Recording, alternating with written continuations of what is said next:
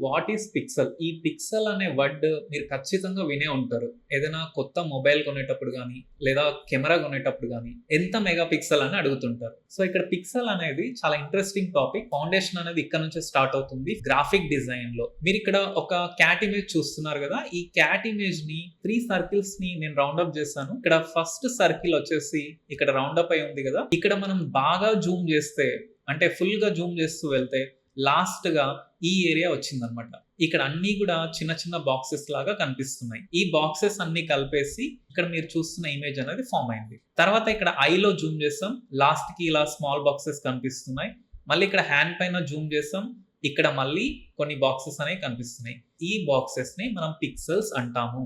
మీకు ఈ పిక్సెల్ అనే టాపిక్ మళ్ళీ ఒకసారి ఎక్స్‌ప్లెయిన్ చేస్తాను అండ్ ప్రాక్టికల్‌గా చూపిస్తాను.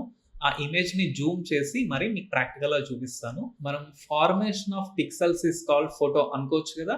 అంటే ఈ చిన్న చిన్న బాక్సెస్ అన్నీ పక్కపక్కన ఉండి లాస్ట్‌కి ఒక పెద్ద ఫోటో లాగా ఫార్మ్ అవుతుంది. ఓకేనా? ఈ పిక్సెల్స్ ఎక్కువగా ఉంటే మంచిదా? లేక తక్కువగా ఉంటే మంచిదా? అంటే ఎక్కువగా ఉంటేనే మంచిది. సో, ఎక్కువగా పిక్సెల్స్ ఉన్నాయనుకోండి ఆ ఫోటో క్లారిటీగా, క్వాలిటీగా ఉంటుందని అర్థం. తక్కువగా పిక్సెల్స్ ఉంటే ఆ ఫోటో అనేది అంత క్లారిటీగా ఉండదు. అంటే మన మొబైల్ ఫోన్స్‌లో ఒక ఫోన్‌లో తక్కువ క్లారిటీ, ఒక ఫోన్‌లో ఎక్కువ క్లారిటీ ఎందుకొస్తుందంటే, కొన్ని మొబైల్స్ తక్కువ పిక్సెల్స్‌ని క్యాప్చర్ చేయగలుగుతుంది. కొన్ని మొబైల్స్ ఎక్కువ పిక్సెల్స్‌ని క్యాప్చర్ చేయగలుగుతుంది. ఓన్లీ పిక్సెల్స్‌లోనే డిఫరెన్స్ అనేది ఉంటుంది. ఓకేనా? ఫోటోషాప్‌లో ఇది వన్ ఆఫ్ ద మెజర్‌మెంట్‌గా గూడా యూజ్ చేస్తారు. నెక్స్ట్ మెజర్‌మెంట్స్ అనే టాపిక్‌లో మనకు అర్థమవుతుంది.